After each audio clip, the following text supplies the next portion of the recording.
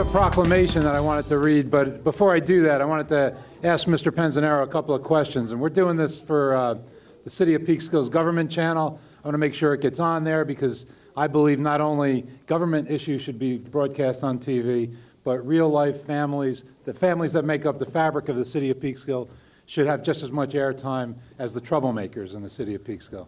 So we're going to ask Lou Pop a couple of questions. How you doing? Make them easy. Make them easy. So I understand today's a birthday for you. Today? Today my birthday? Yeah. Well, that's why everybody's here. How old are you today? 25.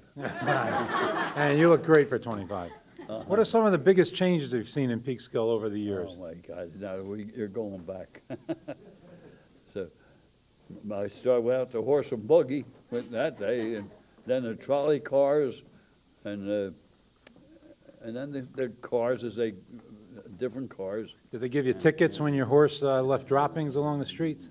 You know, I don't remember. If I was the mayor back then, I would give some tickets when those droppings were left. It's a change in Peekskill. It's a big change, and the houses and buildings all changing and everything. So I understand from Lou Jr. that he wasn't the first basketball player in the family. Who? Lou, your son wasn't the first. He wasn't the first basketball player, right? Who's Lou? You know that guy, right? Yeah. So I understand that you played some sports? A little bit, yeah. What did you? Yeah.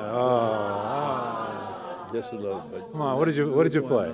Oh, come on, tell us about it. No, The grandchildren want to know. They all know. Well, the rest of the city doesn't I know. never talk about that. Why? I just don't. Dad, you're a great basketball player.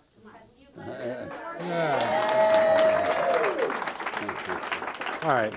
So you don't want to talk about it, but there's only, I think, 4 basketball coaches in the entire history of Peekskill High School, and your son was one of them, one of the great ones. Was he? Yeah, he was. So did you teach him anything? No. Did you ever coach or do anything like that? Every time I told him something, if he went the opposite way and he won. Well, I don't believe that at all. I'm a tough guy to interview. But. You're a tough interview? I can get more information out of you.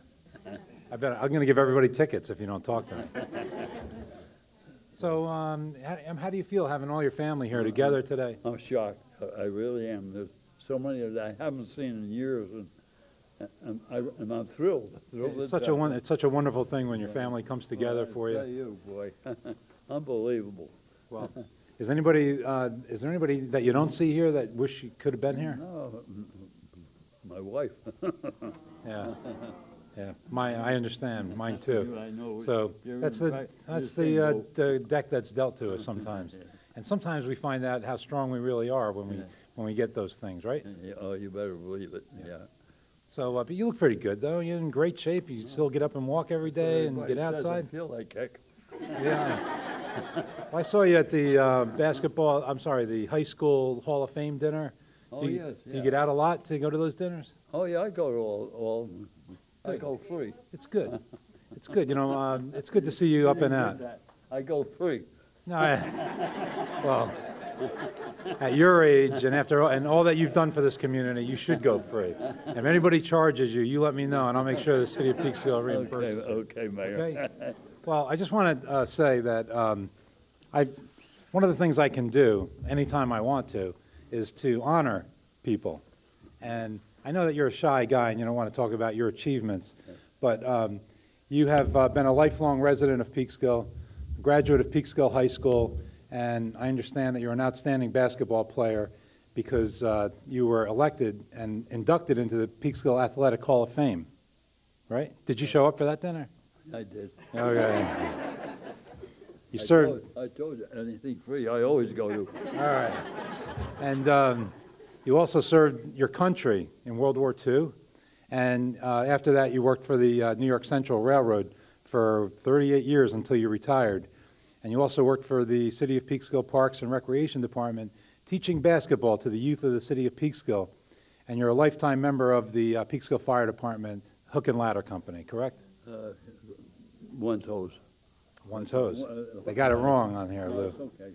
And so based upon everything that you've done for the city of Peekskill and your country, your great family that you've raised in the city of Peekskill, and your contributions to many generations in the city of Peekskill, it's my privilege and honor to direct the city clerk, and by this proclamation, to have the records entered that December 6, 2014 will forever be known as Lou Panzanaro Senior Day in the city of Peekskill. Congratulations. Thank you, man. I'm sorry I'm a bad interviewer. You're a great interviewer. Don't worry about it. Well, this is for you, and I hope you keep it in a safe place. Thank you very Okay, much. you're very welcome. Okay. Thank you all for being here. Thank you, man.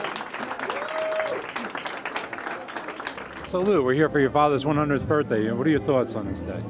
You know, my thoughts are, last night when I started thinking about it, man, he's going to be 100 years old. I just started thinking back about his life and, you know, being raised by my father and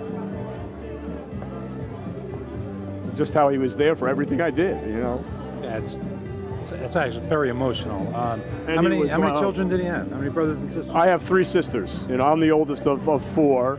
You know, we started out up on Halsted Street. We lived with my grandparents, and then most of my life, with the siblings, with the young ones, we grew up on Union Avenue. But he taught me all I knew about basketball. You know, he was being Well, he very did a good humble job, I over guess. there. But I'd go to games when I first got the job, and he'd say, "What's good that defense they're playing? They're playing a switching man, or they're playing his own." I said, "How do you see that stuff?" Exactly. He says, "I just know." And over the years, he's just been very supportive. He's been there almost He's every very game. humble, though. What is Very that all humble. about?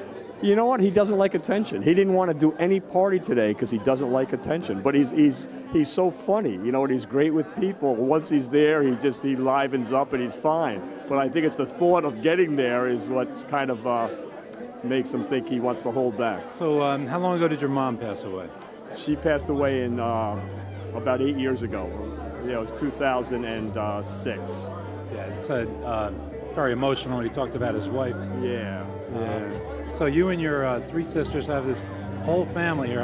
You ever done a count of how many nieces, nephews, grandchildren, and everything he has? I asked him that the other night, and he says, "I don't know." And I haven't done a count. I don't know either. But there's quite a few Must of them. be an interesting family tree.